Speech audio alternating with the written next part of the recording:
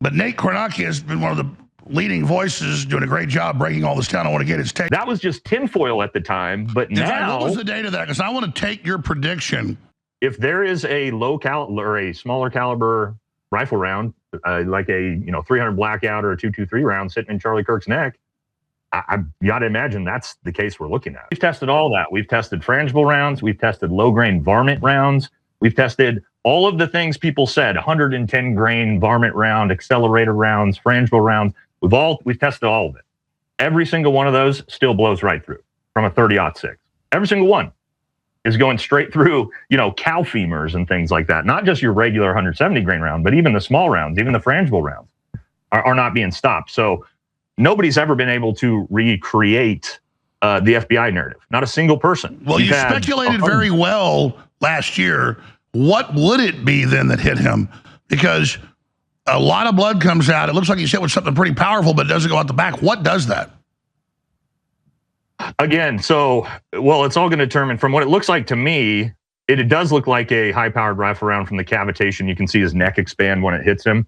But to me, I always thought it was something like an AR-15, a 226 round, because I've had a fellow Green Beret, Chuck Ritter, on my show a couple months ago to talk about this. He was actually shot by an AK-47 round in combat, hit him in the spine, and actually no exit wound. The difference there is, and again, this is a round that's much smaller and less powerful than a 30-06, but it tracked 30 inches down his spine and lodged in his ass cheeks. That's what you could expect from a smaller caliber round to leave no exit wound.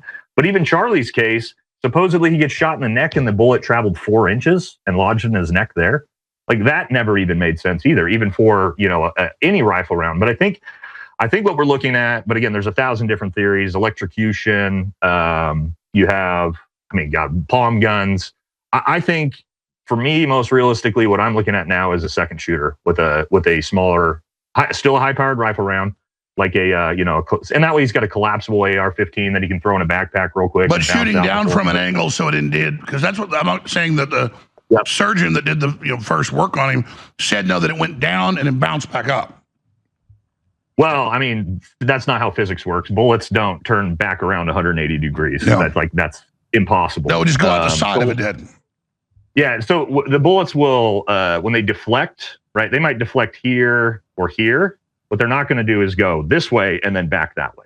That's the physics. There's no such thing as physics on that, on any bullet.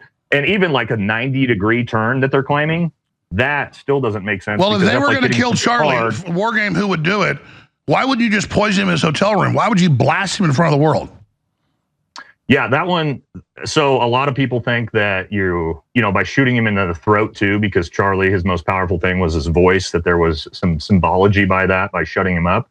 But as for who did it, look, I don't know who did it, but I can tell you this, especially what we know with the war going on in Iran and what we know with Charlie Kirk being so anti-Iran war with this Trump administration. We didn't really put these things together before the new war in Iran launched, but going back, and even Joe Kent said he talked to Charlie Kirk in the White House before he walked in the Oval Office. And Joe Kent said to Charlie, stop this from happening, right? Stop the Iran war from happening. Well, you can't have Charlie Kirk out there being anti-war in Iran if you're about to launch a massive new regime change war in Iran. That he would be the biggest. I'm sorry, I'm not placing any blame on fingers, but I'm just saying, he would have been a voice that would have been a massive problem for gathering support for this war, amongst some other things, right? We know in his final days, his movement away from supporting a certain country and things like that, but I don't know.